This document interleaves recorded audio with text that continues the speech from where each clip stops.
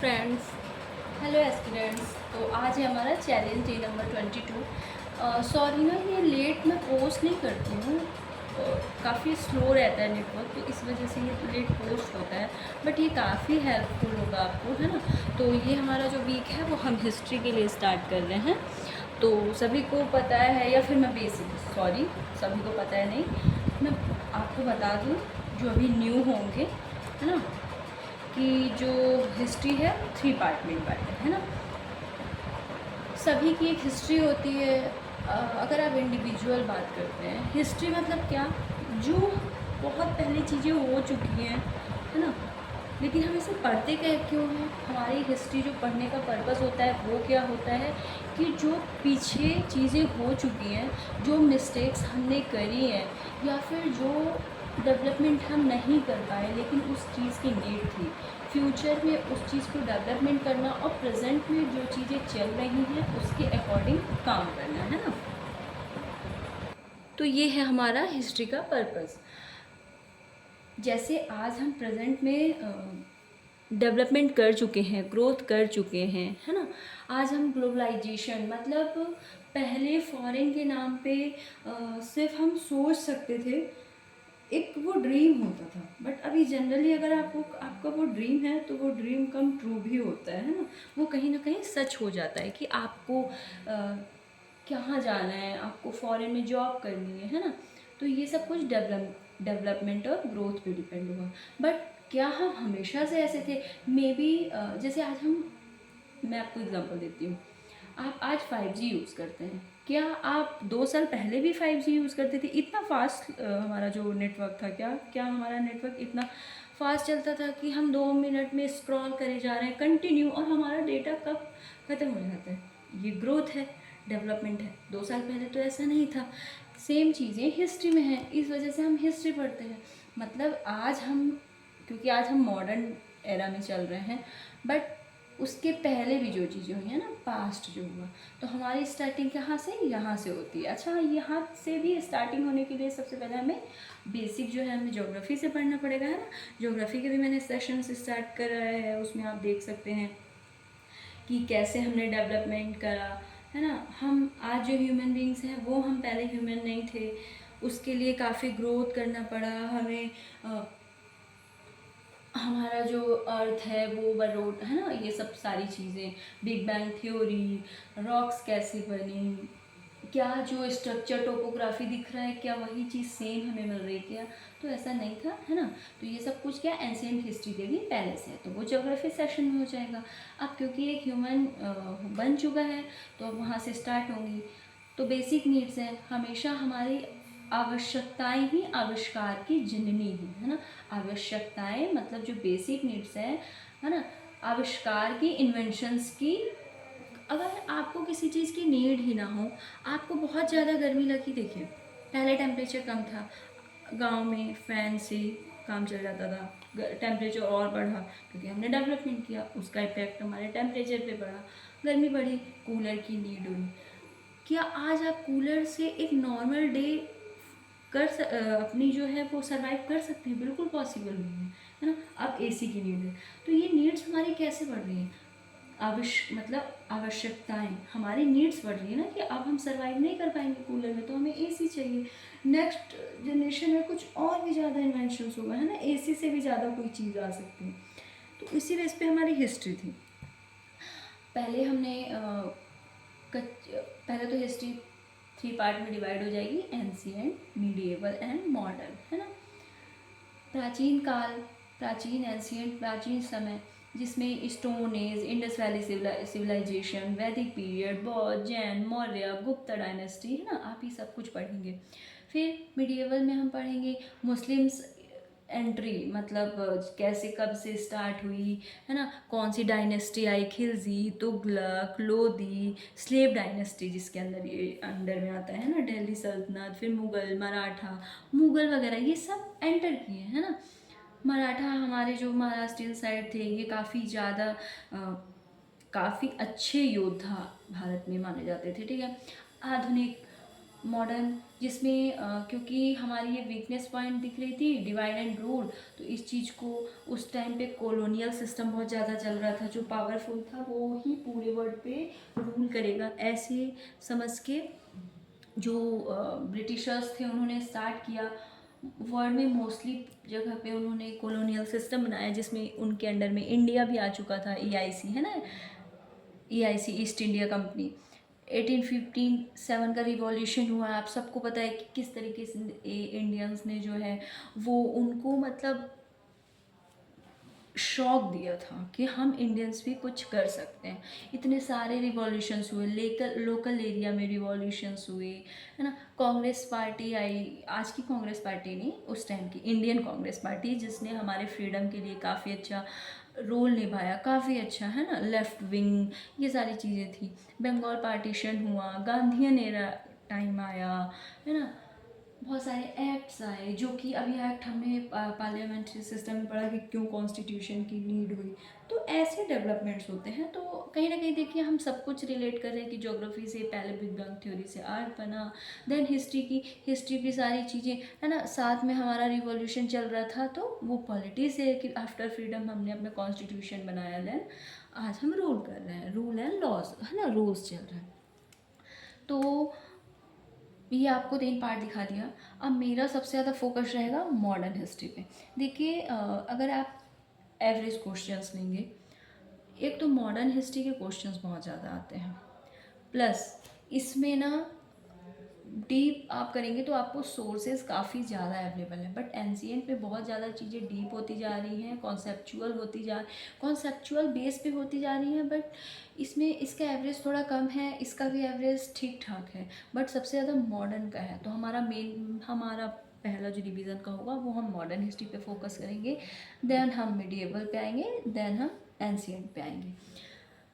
ये चैलेंज के लिए है, क्योंकि हमें रिवीजन थोड़ा फास्ट करना होगा, है ना। ज़्यादा दिन अभी बचे नहीं है, 12 अक्टूबर को ऑलमोस्ट 28 डेज़, है ना। तो इस वजह से हम ऐसा फोकस कर रहे हैं। देन आपकी डिमांड पे जो भी सब्जेक्ट होगा, जिसके लिए वोट्स होंगे, उस सब्जेक्ट को कंटिन्यू करेंगे, पूरा बेसिक से कॉन्सेप्ट, फैक्चुअल, सब कुछ। तो मैं कोशिश करूँगी अभी जितना यूपीपीसीएस के लिए इम्पॉर्टेंट है वो हिस्ट्री में करेंगे, ठीक है। तो हम स्टार्ट कर रहे हैं मॉडर्न हिस्ट्री से। तो मॉडर्न हिस्ट्री के पहले मैं आपको क्वेश्चंस दिखा देती हूँ कि किस टाइप के अभी जो प्रेजेंट में चल रहा है वो कैसे आते हैं। ये देखिए, क्रोनोलॉजी मतलब इसमें टू द पॉइंट आपको ईयर भी पता होना चाहिए, है ना। ये देखिए, ये 3 टाइम्स ये क्वेश्चन सेम चीज़ें मेंस में भी आई है, प्री में भी आई है ना। ये देखिए, अब इसके लिए आपको सब कुछ क्या है, डिटेल में पता होना चाहिए। देखिए पीसीएस के प्री में ये आईएएस का क्वेश्चन 2 टाइम्स आया, देखिए 2005 में भी आया है और 10 में, सेम क्वेश्चन, मतलब कितना इंपॉर्टेंट है हमारा मॉडर्न हिस्ट्री, है ना। तो ये आपने कुछ क्वेश्चंस देख लिया। अब इस क्वेश्चन के बाद जो है हम स्टार्ट करते हैं मॉडर्न हिस्ट्री से। अच्छा, मैं आपको बता दूं कि ये जो भी मैं पढ़ा रही हूँ आपको to the point mostly factual मिलेगा फ़िलहाल, क्योंकि रिवीजन है। एक कॉन्सेप्ट भी मिलेगा किस बेस पे बना, बट ना ये यूपी पीसीएस के लिए, एमपी पीएससी के लिए और बिहार पीएससी, ये कुछ पीएससी हैं जिन पे इनका फैक्ट का बहुत ज़्यादा इम्पैक्ट पड़ता है। तो उसके लिए आप काफ़ी फोकस इस चीज़ पे कर सकते हैं, ये आपको काफ़ी हेल्पफुल मिलेगा। और आप देखेंगे कि आपको फैक्चुअल की नीड इतनी कि मतलब फुलफिल हो जाएगी आपको एक्स्ट्रा। और कुछ शॉर्ट्स में आप बहुत शॉर्ट्स में जो शॉर्ट्स आती हैं उस पर भी देखेंगे तो आपको काफ़ी कुछ मिल जाएगा जो बहुत हेल्प करेगा आपकी, ठीक है। तो हमारी यूरोपियन कंपनीज से स्टार्ट होता है, क्योंकि आपको मॉडर्नाइजेशन के लिए या फिर हमारे डेवलपमेंट के लिए, ठीक है, यूरोपियन कंट्रीज इंडिया में एंटर करें, बट आई थिंक हमने उनसे सिर्फ निगेटिव इम्पैक्ट नहीं देखा, हमने उनका पॉजिटिव इम्पैक्ट भी देखा। हमने एजुकेशन में देखा उनका इम्पैक्ट। मे बी नहीं, बट शायद हम थोड़ा लेट करते, बट उनके आने से हम कहीं ना कहीं एजुकेशन के लिए बहुत फोकस्ड हो गए थे। हमें जो कंपनीज थी, न्यूज़पेपर वगैरह हैं, इन सब पे, क्योंकि हम रिवॉल्यूशन के लिए तो रेडी हो ही रहे थे, बट कहीं ना कहीं हम अपने लोगों को भी डेवलप कर रहे थे, है ना। उनका माइंड डेवलपमेंट पे फोकस था, ताकि हम इन पे अटैक कर सकें। हम इनसे सीखेंगे तभी तो, जब हम भी उतने ही लेवल पे अगर चीज़ें करेंगे तभी तो उनसे फाइट कर पाएंगे, है ना। तो हमारा जो फर्स्ट एंट्री मतलब जो था वो यहाँ से होता है। माना जाता है कि वास्को डी गामा, ये वास्को डी गामा जो थे पुर्तगीज़ थे, ये मतलब कोई कॉलोनी को ढूंढना चाहते थे ताकि उनकी इकोनॉमिक कंडीशन अच्छी हो सके, कुछ ऐसा। तो 1498 में वो फर्स्ट टाइम वो कालीकट में एंटर किए, है ना, वो पुर्तगीज़ थे। 1505 फ्रांसिस्को दी अल्मेडा। अब क्योंकि इसने काफ़ी मतलब 60% इन्होंने प्रॉफिट जो है इंडिया से कमा लिया था, क्योंकि उस टाइम इंडिया के पास काफ़ी ज़्यादा रिसोर्सेज थे, उसने यूज़ किया। उसी चीज़ से इंस्पायर होकर पुर्तगीज़ के फर्स्ट वॉइसराय जो थे वो फ्रांसिस के द अल्मीडा, वो 1505 में इंडिया आए और उन्होंने ब्लू वाटर पॉलिसी, ताकि ब्लू वाटर मतलब हमारा जो ओशियन है उसको हम ब्लू वाटर बोलते हैं ना, तो उसी को पाने से उन्होंने उस चीज़ को एक रिलेट किया और उसको ब्लू वाटर पॉलिसी दे दी। फर्स्ट फोर्ट जो था इनका, है ना, दुर्ग 1503 में कोचीन में बना। तो इनकी जो पुर्तगीज़, अब मैं बता दो, पुर्तगीज, डच, है ना, ईस्ट इंडिया कंपनी एंड फ्रांसीसी आए। तो इनका एक क्रोनोलॉजी है कि इसी वे में, जैसे कभी क्वेश्चन आता है कि फर्स्ट कौन आया, तो फर्स्ट पुर्तगीज आए, then Dutch, then East India company मतलब अंग्रेज, एंड देन फ्रांसिस। तो इनकी जो फर्स्ट कंपनी थी, ये सारे क्वेश्चंस हैं, है ना, ये क्वेश्चन डायरेक्ट आते हैं, आ चुका है कि ब्लू वाटर पॉलिसी किसकी थी, तो द अल्मीडा की थी, है ना। तो वास्को डी गामा कब इंडिया में फर्स्ट टाइम आए थे, तो 1498 में आए थे, है ना, ये सारे क्वेश्चंस हैं। तो फर्स्ट जो इनकी फैक्ट्री थी वो थी कोचीन में, एंड देन सेकेंड थी जो वो थी वो कन्नूर में, ठीक है। अब यहीं से धीरे धीरे ना डच भी एंटर करने लग गए थे। अभी तक हमने किसका, पुर्तगीज़ का देखा। जहांगीर के टाइम पीरियड में ना ईस्ट इंडिया कंपनी ने 1611 में मछलीपट्टनम फैक्ट्री बनाई। स्टेबिलिटी, है ना, यहाँ से आई कि 1632 में, 1613 में सूरत में स्टेबल फैक्ट्री बनाई। अच्छा, सूरत, अब सूरत आपको पता है पोर्ट्स है, पोर्ट्स मतलब कहीं ना कहीं कनेक्ट, जो उसका स्ट्रॉन्ग कनेक्शन है वो वाटर कनेक्शन है। अब उस टाइम पे फ्लाई करना इतना इजी नहीं था, ट्रेन रूट अब इंडिया टू अदर कंट्री तो इतना अभी भी पॉसिबल है ना, तो प्रॉब्लम थी। तो उस समय वाटर पॉलिसी सबसे ज़्यादा, उस टाइम वाटर कनेक्शन सबसे ज़्यादा, मतलब जिसके पास जितना अच्छा वाटर कनेक्शन होगा कंट्रीज टू अदर कंट्री, वो उतनी ही अच्छी कंट्री मानी जाएगी, वो उतना स्ट्रॉन्ग, उतना पावरफुल माना जाएगा, तो है ना। तो सूरत में इसलिए इनका फोकस होता था कि वहाँ पे पोर्ट्स हैं, नेचुरल पोर्ट्स भी हैं, तो यहाँ से जो है व्यापार करना आसान होगा। 1668 में फ्रांसीसी ने सूरत में बनाया, 1616 में डच ने, है ना, ये भी आप क्रोनोलॉजी याद रखेंगे।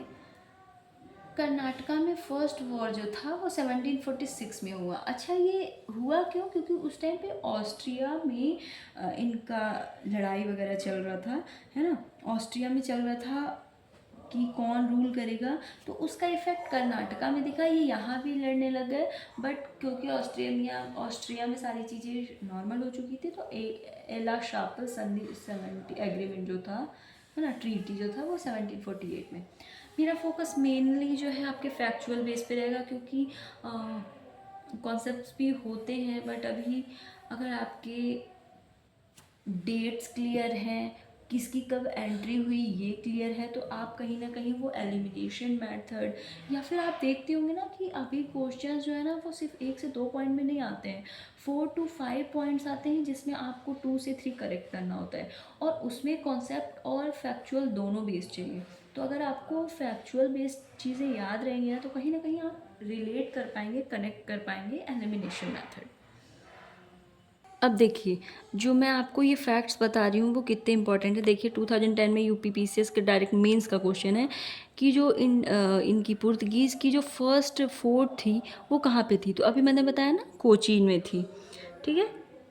ये देखिए, आपको ये दिख गया।